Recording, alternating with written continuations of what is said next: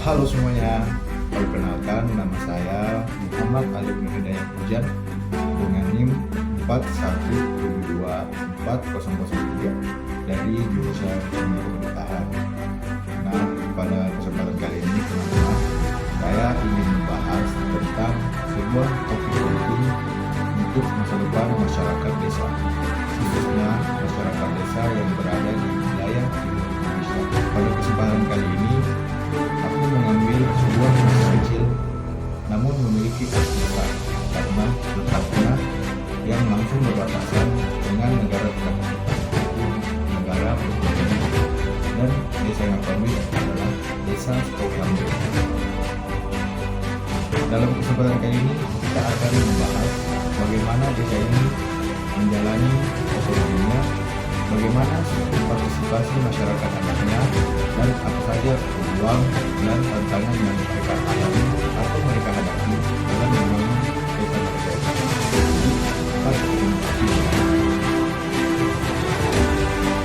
Sebelum kita menyelam lebih dalam, yuk kita pahami dulu konsep dasar yang jadi fondasi dari semua cerita ini, yaitu otonomi desa.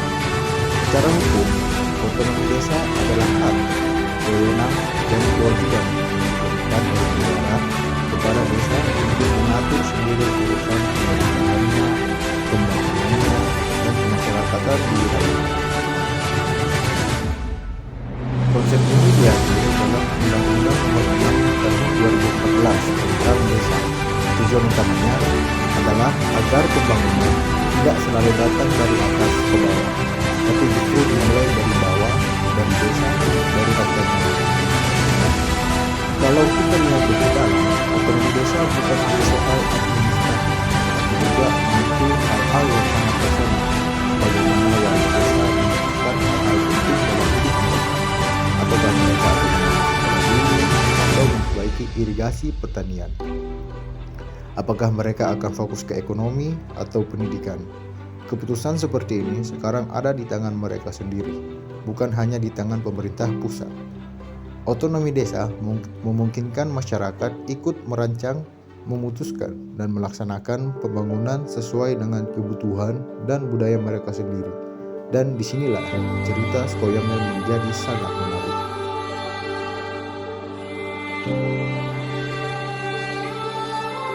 Sekarang kita ke desa Skokambe.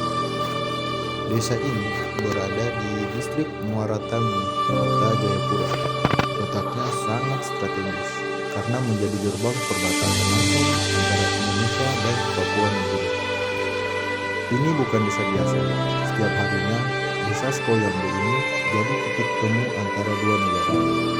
Ada pos lintas batas negara atau biasa disingkat dengan PLDN SKO yang cukup megah di sana dan menjadi salah satu simbol kedaulatan Indonesia di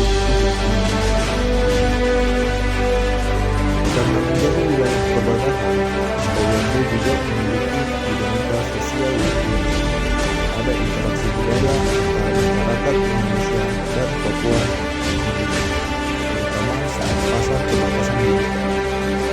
Di hari-hari tertentu, masyarakat dari dua negara bisa saling bertemu, bahkan ini memberikan warna tersendiri bagi kehidupan di desa Skokambe. Namun, perbatasan ini juga menutup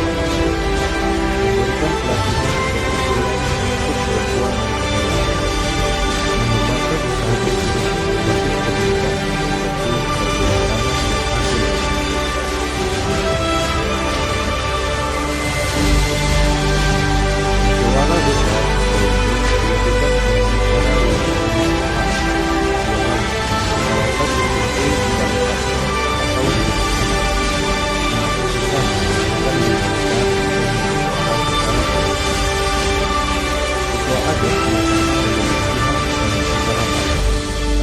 bukan berarti hanya mereka yang bicara.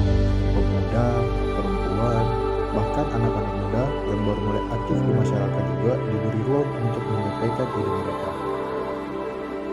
Dalam musyawarah desa, suara orang tua, anak muda, bahkan ibu rumah tangga sama-sama penting. Itulah wajah nyata dari demokrasi desa yang berpijak pada tradisi dan gotong royong.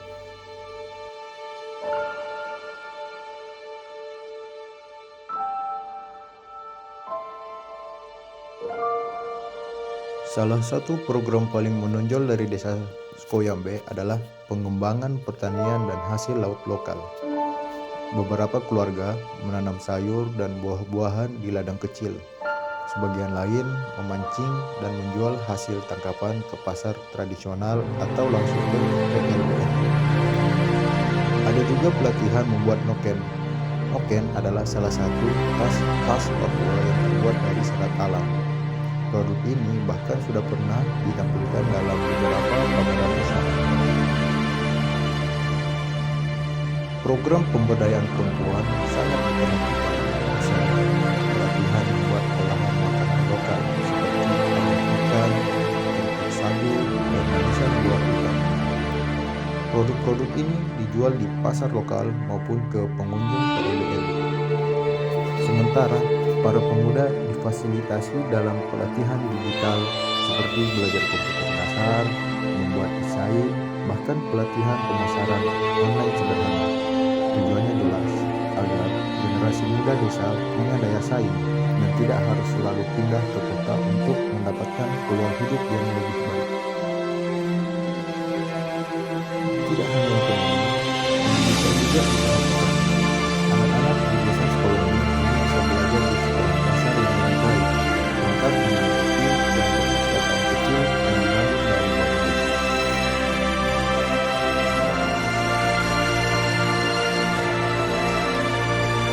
Kalau kita datang langsung ke desa sekolah ini, kita bisa lihat perubahan itu dengan mata kepala kita sendiri.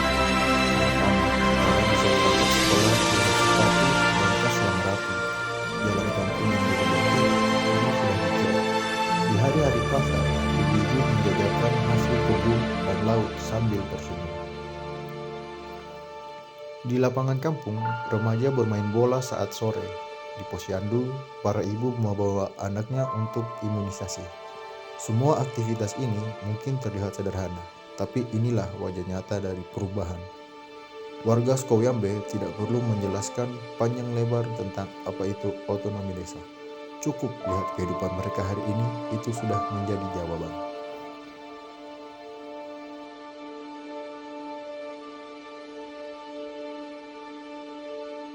Tapi tidak semua berjalan mulus. Desa Skoyambe menghadapi beberapa tantangan besar seperti keterbatasan SDM di bidang administrasi desa, masalah akan transportasi dan logistik terutama saat cuaca buruk, ancaman penyalahgunaan anggaran untuk tidak ada pengawasan yang ketat, tantangan menjaga identitas budaya lokal di tengah arus globalisasi. Ada juga tantangan sosial seperti maju tanah yang berketimpangan antara kampung-kampung dekat PLBN dan pendidikan, kurangnya tenaga guru dan tenaga kesehatan tetap. Tantangan menjaga generasi muda dari pengaruh negatif seperti miras dan perjudian lintas batas.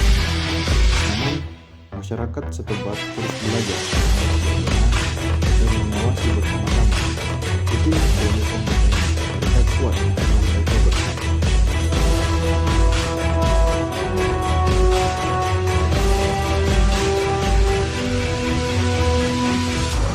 Pemerintah pusat dan daerah terus mendorong kemajuan desa Skoyambe.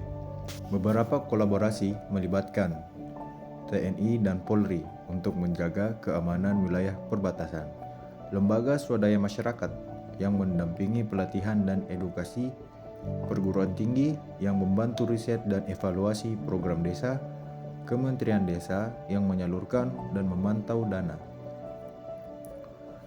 Misalnya, Universitas Cendrawasih pernah mengirim mahasiswa KKN untuk membantu membuat profil desa digital.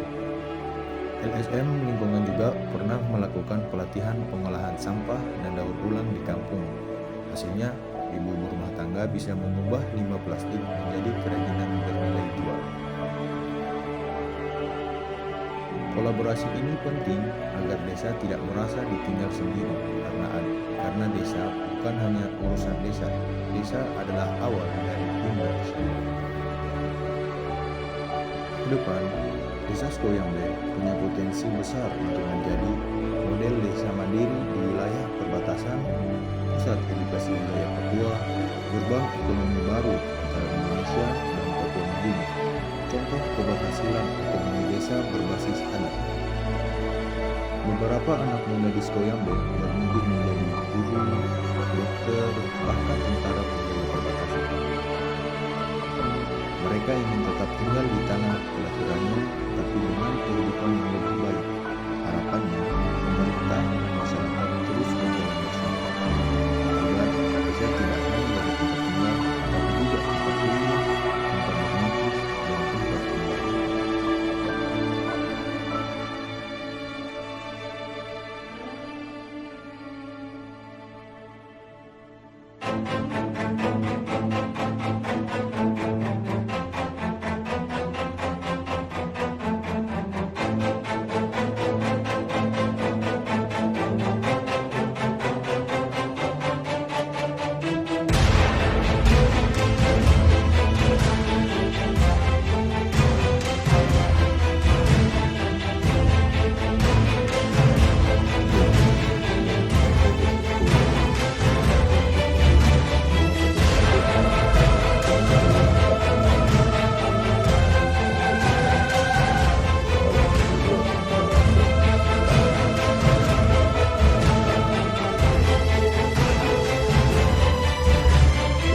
Skoyambe hanyalah satu dari dua